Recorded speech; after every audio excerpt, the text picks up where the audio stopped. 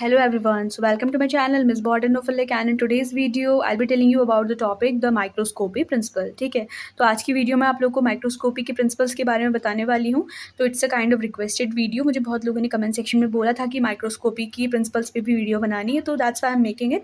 अगर आप लोग को वीडियो हेल्पफुल लगती है तो प्लीज़ लाइक एंड शेयर. ठीक है, और आप नए हैं हमारे चैनल पर तो please subscribe it. Okay, and आपको इस चैनल में एमएससी से रिलेटेड कंटेंट मिलेगा, स्पेशली जो एमएससी बॉटनी है. तो आप मेरा डिस्क्रिप्शन चेक कर सकते हैं. अगर आपको इंटरेस्ट है चैनल में तो आप प्लीज़ सब्सक्राइब कीजिए और अपने फ्रेंड्स को भी मेरा चैनल शेयर कीजिए.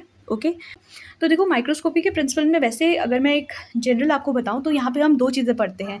एक होता है मैग्निफिकेशन, एक होता है रिजोल्यूशन. ठीक है, मैग्निफिकेशन कहने का मतलब है किसी चीज़ को हम मैग्नीफाई करके देखते हैं. रिजोल्यूशन कहने का मतलब क्या है कि किसी चीज़ को एक क्लियर लेवल पे देखना. ठीक है, कोई चीज़ है, हम उसको अगर आंखों से देखते हैं तो वो हमें क्या है उतना क्लियर नहीं दिखता है, लेकिन अगर हम लोग माइक्रोस्कोप को यूज़ करते हुए उस चीज़ को देखते हैं तो हमें अच्छा रिजोल्यूशन देखने को मिलता है. तो माइक्रोस्कोपी के प्रिंसिपल बेसिकली दो चीज़ों पे डिपेंड करते हैं. एक होता है रिजोल्यूशन और एक होता है मैग्निफिकेशन. ठीक है, तो सबसे पहले you will mention here that microscopy is necessary to evaluate the integrity of the sample and to correlate the structure with the function. ठीक है, तो माइक्रोस्कोपी क्यों ज़रूरी है? माइक्रोस्कोपी ज़रूरी है ताकि हम लोग इवैल्यूएट कर पाए सैंपल की इंटीग्रिटी को और कोरिलेट कर पाए एक पर्टिकुलर चीज़ के स्ट्रक्चर को उसके फंक्शन के साथ. ठीक है, अगर हमें किसी चीज़ का फंक्शन पता है, उसका स्ट्रक्चर नहीं पता है, तो वो चीज़ हमारे लिए एकदम यूजलेस सी है.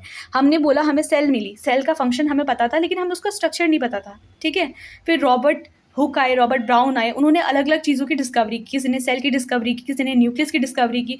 ये पता था कि न्यूक्लियस क्या होता है, उसका फंक्शन क्या होता है, लेकिन हमें ये नहीं पता था उसका नाम क्या होता है, उसका स्ट्रक्चर क्या होता है. ठीक है, तो वो चीज़ पे माइक्रोस्कोप ने एक बहुत इंपॉर्टेंट रोल प्ले किया है अपने टाइम पे. ठीक, तो वही चीज़ है कि जो माइक्रोस्कोपी हो जाती है, it is very necessary to evaluate the integrity of the sample and to correlate the structure with the function. Next what we have is it serve two main function. यहाँ पे जो दो मेन फंक्शन माइक्रोस्कोपी सर्व करती है वो होता है magnification and the improved resolution. अब इसके बाद से क्या आ जाता है? Magnification. So what is magnification? The ratio of size of an object seen under the microscope to the actual size of the object observed with unaided eye. ठीक है, तो देखो इसका मतलब क्या होता है मैग्निफिकेशन का. ये एक्चुअली में रेशियो है उस पर्टिकुलर ऑब्जेक्ट के साइज का जिसको हम लोग माइक्रोस्कोप के अंदर देखते हैं to the actual size of the object which is observe with unaided eye. ठीक है, तो ये जो रेशियो होता है एक पर्टिकुलर ऑब्जेक्ट के साइज का with respect to the size which is seen under the microscope to the actual size of the object which is observed with the unaided eye, तो उसको हम लोग मैग्निफिकेशन बोलते हैं. ठीक है, अब मैग्निफिकेशन बेसिकली क्या हो जाता है? Can be calculated as multiplying the magnifying power of an object lens by that of the eye place. ठीक है, तो बेसिकली क्या हो जाता है? Of the objective lens by that of the eyepiece. तो मैग्निफिकेशन को हम कैसे कैलकुलेट कर सकते हैं? Magnification can be calculated as multiplying the magnifying power of the objective lens by that of the eyepiece. जब हम लोग क्या करते हैं, मैग्नीफाइंग पावर, ऑब्जेक्टिव लेंस की मैग्नीफाइंग पावर को आईपीस की पावर से मल्टीप्लाई करते हैं तो उससे हम लोग मैग्निफिकेशन को कैलकुलेट कर सकते हैं. राइट, अब बेसिकली जो आईपीस हो जाता है उसमें सिर्फ एक सिंगल मैग्निफिकेशन जो मोस्टली देखा जाता है वो होता है 10x का, लेकिन जो ऑब्जेक्टिव लेंस होता है वहाँ बेसिकली 3 टाइप के मैग्निफिकेशन मोस्टली देखने को मिलते हैं. जो मोस्ट कॉमन होता है वो होता है 10x, 40x और 100x. ठीक है, तो अगर हम लोग ये आईपीस के मैग्निफिकेशन को क्या करेंगे, अगर आईपीस का जो भी हमारा पर्टिकुलर मैग्नीफाइंग पावर है उसको ऑब्जेक्टिव लेंस के मैग्नीफाइंग पावर से मल्टीप्लाई करते हैं तो उससे हम लोग मैग्निफिकेशन आराम से कैलकुलेट कर सकते हैं. ठीक है, उसके बाद से we have the resolution. What is resolution? अगर रिजोल्यूशन के बारे में कहेंगे तो the ability to differentiate between two close point as separate. जब दो पर्टिकुलर क्लोज पॉइंट को हम लोग डिफरेंशिएट कर पाते हैं, ये जो एबिलिटी होती है उसको हम रिजोल्यूशन बोलते हैं. ठीक है, तो resolution is the ability to differentiate between two close point as separate. अब जैसे ह्यूमन आई क्या होती है, उसकी रिजोल्विंग पावर होती है 0.25 mm. मतलब कि पर्टिकुलर कोई दो ऑब्जेक्ट है जो कि 0.25 mm के एक दूसरे से वहाँ पे दूर रखे गए हैं. ठीक है, तो ह्यूमन आई आराम से उस चीज़ को देख सकती है क्योंकि उसका रिजोल्यूशन पावर कितना है? 0.25 mm के आसपास है. अगर हम लोग लाइट माइक्रोस्कोप के बारे में बोलते हैं तो it can separate the dots which are about 0.5 μm micrometre apart from each other. ठीक है, which are about 0.5 μm apart from each other. तो जो लाइट माइक्रोस्कोप होता है उसके पास कैपेबिलिटी होती है कि वो ऐसे डॉट्स को सेपरेट कर सकता है जो कि 0.25 μm एक दूसरे से दूर रखे जाते हैं. Now we have the electron microscope. So electron microscope can separate the dots of 0.5 nanometre apart. ठीक है, तो आपने देखा होगा जैसे जैसे हम नीचे की तरफ चलते जा रहे हैं जो रिजोल्यूशन की कैपेबिलिटी है वो बढ़ती जा रही है.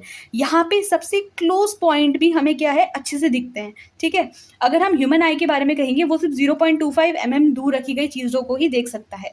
0.25 म्यूएम के बारे में कहेंगे तो वहाँ हम लाइट माइक्रोस्कोप के थ्रू देख सकते हैं, और अगर 0.5 नैनोमीटर अपार्ट कोई पर्टिकुलर डॉट्स है तो वो हम इलेक्ट्रॉन माइक्रोस्कोप से आराम से देख सकते हैं, ठीक है। तो ये पर्टिकुलर रिजोल्यूशन पावर थी 3 अलग अलग ऑब्जेक्ट्स की, एक थी ह्यूमन आई, एक थी लाइट माइक्रोस्कोप और एक था इलेक्ट्रॉन माइक्रोस्कोप। अगर हम लोग को रिजोल्यूशन पावर निकालना है, जैसे मैग्निफिकेशन कैलकुलेट करने के लिए फॉर्मूला था, जब हम लोग ऑब्जेक्टिव लेंस की जो आई पीस होता है उन दोनों के अगर मैग्नीफाइंग पावर को मल्टीप्लाई करते हैं तो उससे मैग्निफिकेशन निकल जाता है, ठीक है। तो वैसे रिजोल्यूशन पावर का फॉर्मूला होता है 0.61 इंटू लैम्डा अपॉन NA, ठीक है। अब ये जो NA है इसका मतलब है numerical aperture of the lens, ठीक है। तो ये दिया होता है वैसे वहाँ पे कितना मैग्निफिकेशन वगैरह तो सब मेंशन किया होता है ऑलरेडी, अगर क्वेश्चन इससे रिलेटेड आता है तो NA is the numerical aperture of the lens. यहाँ पे जो लैम्डा हो जाता है it is a wavelength illuminating radiation, ठीक है। इल्यूमिनेटिंग रेडिएशन की जो वेवलेंथ होती है उसको हम लोग लैम्डा बोलते हैं, और NA जो होता है ये numerical aperture of the lens हो जाता है।